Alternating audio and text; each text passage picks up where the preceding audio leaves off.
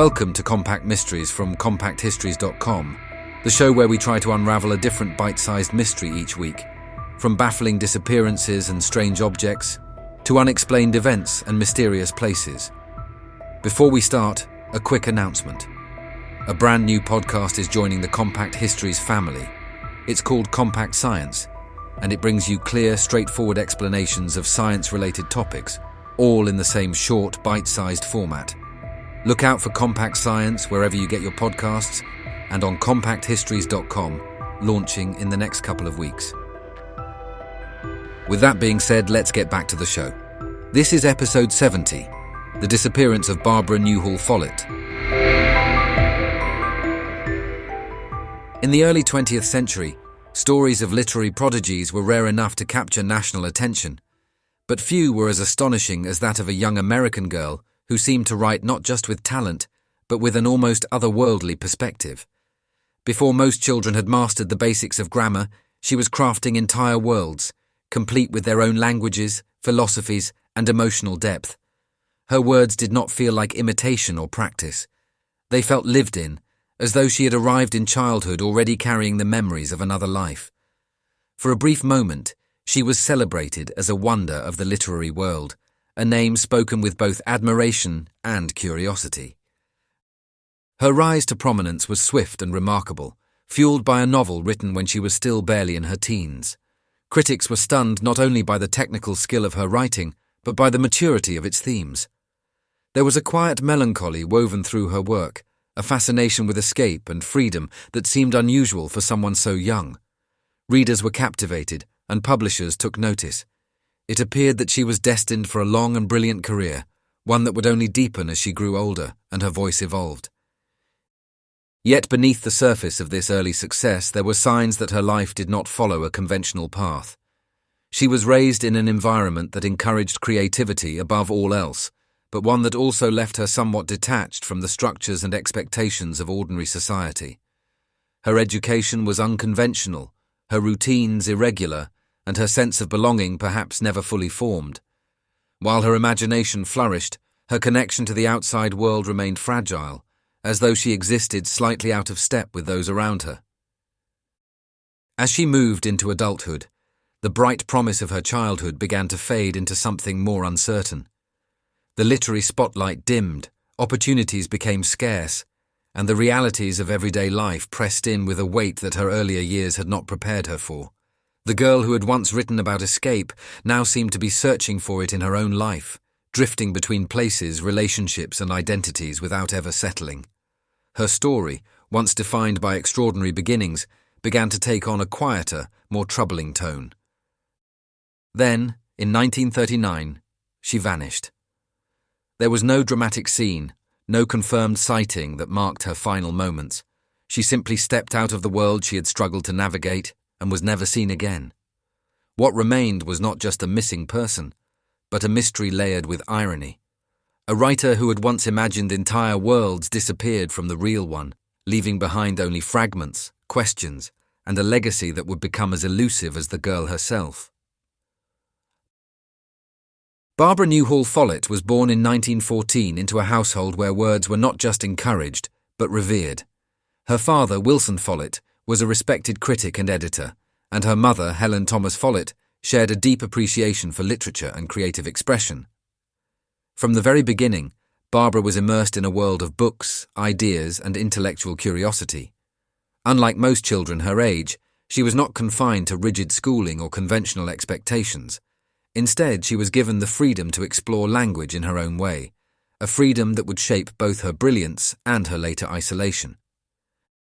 By the age of 4, Barbara was already writing poems, and by the time she was 7, she had begun constructing imaginative stories filled with intricate detail and a sense of internal logic that seemed far beyond her years.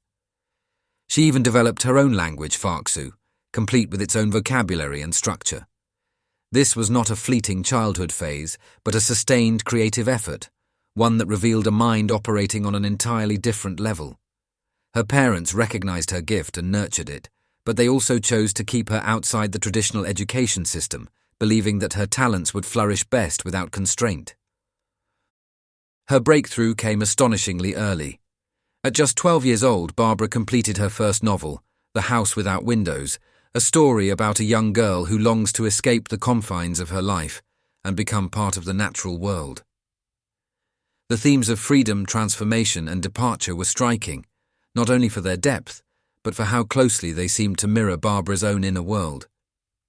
When the book was published in 1927, it received widespread acclaim. Critics marveled at the maturity of her writing, and readers were captivated by the originality of her voice. For a brief moment, Barbara was not just a child prodigy, but a literary sensation.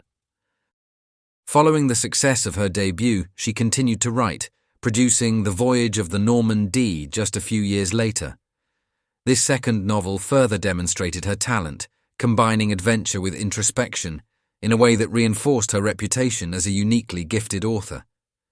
Yet, even as her career appeared to gain momentum, cracks were beginning to show in the foundation of her world. Her parents' marriage deteriorated, culminating in a painful separation that had a profound impact on Barbara. The stability that had supported her early creativity began to unravel, leaving her caught between two lives and two influences. As Barbara Newhall Follett moved into adulthood, the extraordinary clarity that had defined her early years began to blur into something far less certain. The world that had once marveled at her genius no longer seemed to know quite what to do with her. Literary success, especially when achieved so young, can be difficult to sustain, and for Barbara, the transition from prodigy to adult writer proved particularly challenging. The expectations that had once lifted her up now weighed heavily, and the momentum of her early career gradually slipped away. The breakdown of her parents' marriage had already left a lasting mark, but its effects became more pronounced as she tried to establish herself independently. Her father, once a central figure in her intellectual life, became more distant, while her mother struggled to provide stability in the face of financial and emotional strain. Barbara found herself caught between these shifting dynamics, no longer protected by the carefully constructed world of her childhood. The sense of dislocation that had quietly lingered beneath her early success began to take hold more firmly, shaping both her outlook and her choices. In the years that followed, Barbara drifted through a series of experiences that seemed to reflect a search for belonging rather than a clear direction. She travelled, took on various jobs, and attempted to carve out a life that balanced creativity with practical necessity. In 1931, she found companionship when she met Nickerson Rogers, a fellow adventurer who shared her love of the outdoors. Together, they embarked on journeys that echoed the themes of exploration and escape found in her earlier writing, trekking through wilderness and embracing a life that was far removed from conventional expectations. The couple married in July 1934 and settled down in Brookline, Massachusetts. Yet even this chapter offered only temporary stability. The marriage, which had once promised a shared sense of freedom, began to unravel under the pressures of everyday life. She was still writing, but was no longer favoured by publishers, which led to financial difficulties. There was also an emotional strain and a growing distance between Barbara and her husband, which created an environment that she struggled to navigate. She suspected that her husband was unfaithful, and this deeply affected her, compounding a sense of betrayal and isolation that had been building over time. The world she had attempted to construct for herself once again began to fracture, leaving her increasingly adrift. In this period of quiet decline, there were few outward signs of what would come next. Barbara did not make grand declarations or dramatic gestures. Instead, her life seemed to narrow, her presence becoming less visible. The girl who had once imagined entire worlds was now struggling to find her place in a single one, setting the stage for a mystery that would unfold with unsettling silence.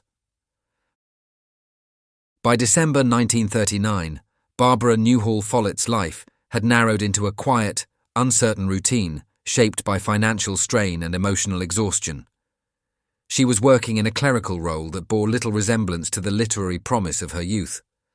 The contrast was stark. Once celebrated as a prodigy, she now lived largely unnoticed, her earlier achievements fading into the background as she navigated the practical demands of adulthood. Those who knew her at the time described a woman who carried herself with resilience, but also with a lingering sense of displacement, as though she had never quite found where she belonged. Her marriage to Nickerson Rogers had effectively collapsed, and by this point, the separation was both physical and emotional. The strain of the relationship, combined with financial pressures and reports of infidelity, had left Barbara in a fragile state. She was living independently, trying to maintain a sense of normalcy, but there were clear signs that she was struggling. Letters from this period hint at a mixture of determination and quiet despair, suggesting that while she continued to move forward, she did so without any real sense of direction or security. On the evening of the 7th of December 1939, Barbara made a decision that would mark the last confirmed moment of her known life. According to her husband, she left her apartment carrying around $30, a fairly significant sum at the time, being the equivalent of around $700 today. There was no indication that she intended to travel far or that she had made detailed plans for her departure. She did not pack belongings, leave instructions, or inform anyone of where she was going. To an outside observer, it may have seemed like an ordinary walk, the kind taken to clear one's mind after a difficult day. Yet there was something quietly deliberate about her actions. She was dressed for the cold, aware of the winter conditions, and her departure came without urgency or panic. It was not a flight in the traditional sense, but neither was it entirely casual. The absence of preparation only deepened the mystery, suggesting either a spontaneous decision or one made with an understanding that no preparation was needed. In either case, it was a moment that would later be examined endlessly, each small detail scrutinized for clues that never quite formed a complete picture. Days passed before concern began to grow, and even then, her disappearance did not immediately trigger the kind of response one might expect today. In 1939, missing adults were often assumed to have left of their own accord, particularly in cases involving personal or financial difficulties. There was no immediate search, no widespread alert, and no clear sense of urgency from authorities. The lack of early action would later prove significant, as any potential trail quickly went cold. What remains from that winter evening is a silence that has never been broken. There were no confirmed sightings, no credible reports, and no physical evidence that could explain what happened after she stepped out into the cold. The final walk of Barbara Newhall Follett is not defined by what is known, but by what is missing. A beginning without an ending, a moment suspended in time, and the point at which a life, already shaped by uncertainty, disappeared completely from view. In the months and years following Barbara Newhall Follett's disappearance, the most persistent voice calling for answers belonged to her mother, Helen Follett. She refused to accept that her daughter had simply chosen to vanish without explanation. Where others saw a troubled adult who may have walked away from her life, she saw something far more troubling, a disappearance that had not been taken seriously enough from the very beginning. Her determination would become one of the few constant threads in a case otherwise defined by silence. Helen Follett's efforts were shaped by frustration as much as concern. From the outset, she believed that the authorities had failed to act with the urgency the situation demanded. Barbara had been missing for weeks before a formal investigation gained any real traction, and by then, any immediate leads had long since disappeared. She wrote letters to police departments, investigators and officials, urging them to reconsider the case and to pursue it with greater diligence. Her words were not merely emotional appeals, but carefully argued requests, pointing out inconsistencies and missed opportunities in the early handling of the disappearance. One of the most striking aspects of her campaign was the clarity with which she rejected the assumption that Barbara had chosen to start a new life elsewhere. While she acknowledged the difficulties she had faced, she insisted that her character and circumstances did not support the idea of a voluntary disappearance. She described her as independent but not reckless, capable but not indifferent to those who cared about her. In her view, something had happened to her, something that warranted serious investigation rather than quiet dismissal. Over time, her letters took on a more urgent tone, reflecting both her growing frustration and the emotional toll of unanswered questions. She pressed for re-examinations of evidence, for interviews with those who had last seen her, and for a broader search that extended beyond the immediate area. Yet despite her persistence, progress remained limited. The case lacked the kind of tangible evidence that might have driven a more focused investigation, and without new leads it gradually slipped further from official attention. What makes Helen's efforts particularly poignant is the sense that she was fighting not only to find her daughter, but to preserve her significance in the eyes of the world. Barbara had once been celebrated, her talent recognized and her future anticipated with excitement. Now, she risked becoming little more than a forgotten name, her disappearance reduced to a footnote rather than a mystery worth solving. Through her letters and appeals, Helen sought to resist that fading, to ensure that her story remained visible and that the questions surrounding her disappearance were not allowed to disappear with her. In the end, her search did not bring the answers she hoped for. Barbara Newhall Follett was never found, and no definitive explanation for her disappearance ever emerged. What remains is a record of a mother's determination in the face of indifference, a reminder that behind every unsolved mystery is not just a missing person, but those left behind, still searching, still questioning, and still unwilling to let the silence have the final word. In the decades since Barbara Newhall Follett vanished, her disappearance has settled into that uneasy space between history and mystery, where facts are scarce and speculation fills the gaps. With no confirmed sightings, no physical evidence, and no clear narrative to follow, her case has invited a range of theories, each attempting to explain how someone so distinctive could simply disappear. Yet none have provided the certainty needed to bring closure, leaving her story suspended in a kind of permanent uncertainty. One of the most commonly suggested explanations is that Barbara chose to disappear voluntarily, seeking a fresh start away from the pressures and disappointments that had come to define her adult life. This theory draws on her history of independence and her apparent restlessness, as well as the money she carried with her when she left. It imagines a deliberate act of escape, a final decision to step away from a world that had never quite felt like home. However, this idea is difficult to reconcile with the complete absence of any trace. No confirmed identity, no later correspondence, and no credible sightings have ever emerged to support the notion that she successfully built a new life elsewhere. Another possibility is that Barbara fell victim to foul play, either shortly after leaving her apartment or during the days that followed. The lack of investigation in the early stages of her disappearance means that this scenario cannot be ruled out, particularly given how quickly any potential evidence would have been lost. If something did happen to her, it may have left little behind, especially in an era when forensic techniques were far less advanced. This theory carries a darker implication, one that suggests her disappearance was not an act of choice, but the result of circumstances beyond her control. There are also more ambiguous interpretations, including the idea that she may have taken her own life, overwhelmed by the accumulation of personal and financial struggles. While there is no direct evidence to confirm this, it reflects the emotional weight that appears to have marked her final years. Her earlier writing, with its recurring themes of escape and transformation, has often been revisited in this context. However, such connections remain speculative and open to interpretation rather than definitive proof. What makes Barbara's case particularly haunting is not just the lack of answers, but the way her life and disappearance seem to mirror one another. As a child, she wrote about leaving the world behind, about dissolving into nature and becoming something unbound by human limits. Decades later, she disappeared in a way that echoed those same ideas, leaving behind no clear endpoint, no resolution, and no certainty. It is a parallel that feels almost too precise, as though her story had come full circle in the most unsettling way possible. Today, Barbara Newhall Follett is remembered as both a literary prodigy and an enduring mystery. Her books continue to be read and rediscovered, offering glimpses into a mind that was as complex as it was gifted. Yet her legacy is inseparable from the unanswered questions that surround her fate. She remains a figure defined as much by absence as by achievement, a reminder that some stories do not conclude in the way we expect.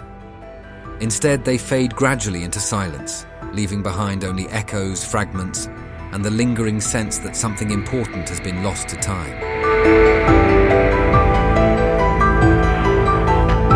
That brings us to the end of this episode of Compact Mysteries, part of the Compact Histories Network. If you enjoyed it, please follow or subscribe wherever you're listening so you don't miss any future episodes, and consider leaving a rating or review. as it really helps new listeners find the show. You can find more episodes at compactmysteries.com, where you can also explore our other podcasts covering biographies, history, disasters, warfare, and true crime. You can also follow us on Facebook, Instagram, and Pinterest. Finally, please consider supporting the show directly by buying us a coffee. Head on over to compacthistories.com/mysteriescoffee to see how. Thanks for listening, and I'll see you next time.